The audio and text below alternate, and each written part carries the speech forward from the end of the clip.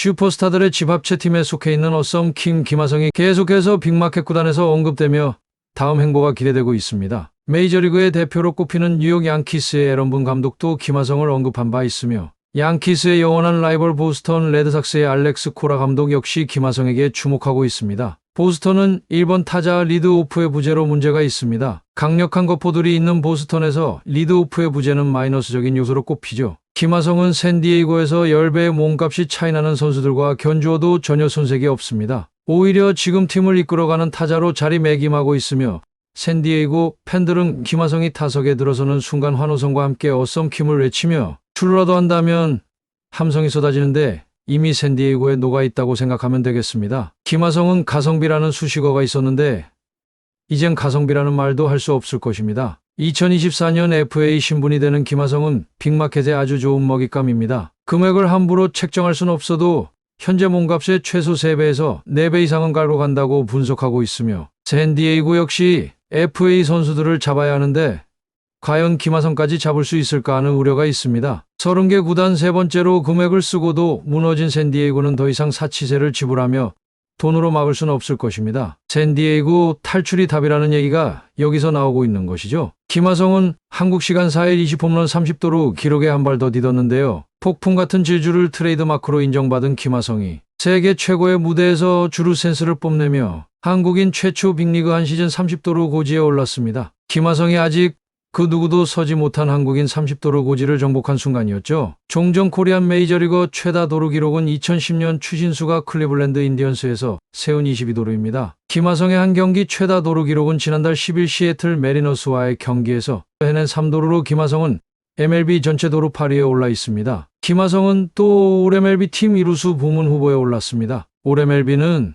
2019년부터 메이저리그 베이스볼 사무국이 신설한 상으로 한 해 동안 시즌 전체의 성적을 반영하여 종합적인 기량 판단으로 양대 리그를 통틀어 각 포지션별 메이저리그 최고의 선수들을 선정합니다. 기존의 올스타 선정이 시즌 절반가량의 성적만 반영되고 30개 구단의 모든 선수가 감독 추천으로 한 명씩은 선정돼야 하며 팬 투표 비중이 압도적인 관계로 실질적으로는 인기 투표의 성향이 짙다는 단점이 있습니다. 골드글러브, 실버슬러거상도 있지만 각각 수비, 공격만을 수상 기준으로 하며 투수도 야수처럼 한 명씩만 선발하는 등 베스트 팀과는 차이가 있습니다. 선정 방법은 전문가 투표 50%와 팬 투표 50%가 반영됩니다. MLB.com은 4일 올 MLB 팀 이루수 부문 후보 8명을 소개하면서 김하성을 애틀랜타 브레이브스의 아지 알비스와 함께 컨텐더로 분류했습니다. MLB.com은 김하성은 FWAR 4.4, 타율 2할 7푼 5리, 출루율 3할 6푼 5리, 장타율 3할 6푼 5리를 기록하는 등 샌디에이고에서 가장 가치 있는 선수라고 평가했습니다. 이어 김하성은 특별히 세게 공을 치지는 않지만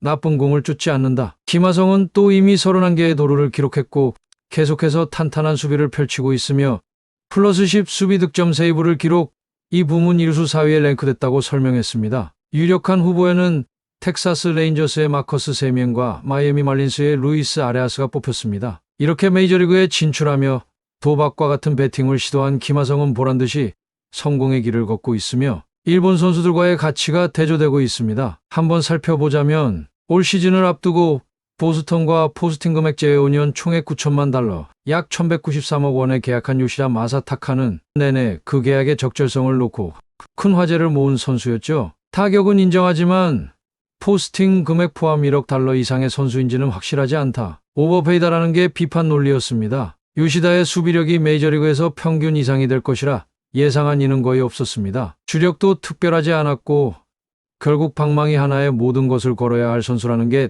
대체적인 평가였던 것이요. 보스턴은 빅마켓답게 화끈하게 그 방망이 실력을 믿고 과감하게 거금을 투자했습니다. 시즌 극초반 부진에서 벗어난 요시다는 보스턴의 선택이 옳았다는 것을 보여주었습니다. 요시다는 4월 적응기를 거쳐 5월 들어 방망이에 불이 붙기 시작했습니다. 쳤다 하면 안타, 나갔다 하면 멀티히트였으며 타석에서 인내심과 콘택트 능력으로 무장한 요시다는 적어도 안타 생산 능력에서는 대단한 활약을 했습니다. 5월 24경기에서 34개의 안타에 15타점을 기록하며 팬들을 흥분시켰고 구단은 그를 마초맨이라고 별명을 붙여주었습니다. 5월 타율은 3할 5푼 4리, 출루율은 4할에 이르렀으며 마냥 똑딱이 타자도 아니었다는 게 한몫했습니다. 장타도 곧잘 만들었고 요시다의 5월 OPS는 0.961을 기록했습니다. 수비는 예상대로 리그 평균 이하였지만 이 정도 공격 생산력이면 연간 $1,800만 정도의 가치는 있다는 평가가 나왔습니다. 6월 들어 타율이 다소 처지기는 했지만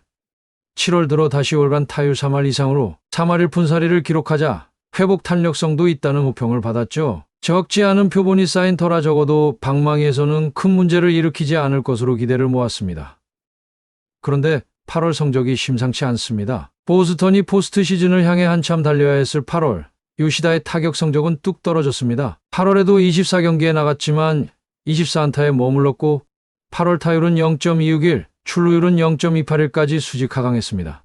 장타력도 급감했는데 그 결과 8월 OPS는 0.640까지 쭉 떨어졌습니다. 알렉스 코라 보스턴 감독은 요시다의 8월 부진을 체력 문제로 해석하는 경향이 있습니다. 심지어 오타니 슈에이도 첫 시즌에는 그랬다고 옹호하며 162경기 일정이 빡빡하게 이어지는 메이저리그다. 월요일은 철저하게 휴식을 취하는 일본과 다르다. 이동거리 자체도 차이가 나고 시차를 적응해야 할 때도 있다. 그래서 8월 들어서는 선발에서 빠지는 경기도 많았다고 했지만 현재 휴식에 크게 효과는 없었다는 점입니다. 그 가운데 요시다의 최후의 보루라고 할 만했던 3할 타율도 무너졌습니다. 요시다의 타율은 다소간의 등락이 있기는 했지만 5월 말 이후로는 꾸준히 3할 이상, 못해도 0.290 이상은 기록했는데 7월 1일 3할 타율을 다시 회복한 이후로 연일 안타를 치며 0.310 이상의 타율을 기록하던 시기도 있었습니다. 그러나 8월 부진 속에 이 3할 타율이 무너졌고 8월 20일 마지막으로 3할 타율을 기록한 이후로는 3할에 등정하지 못하고 있습니다.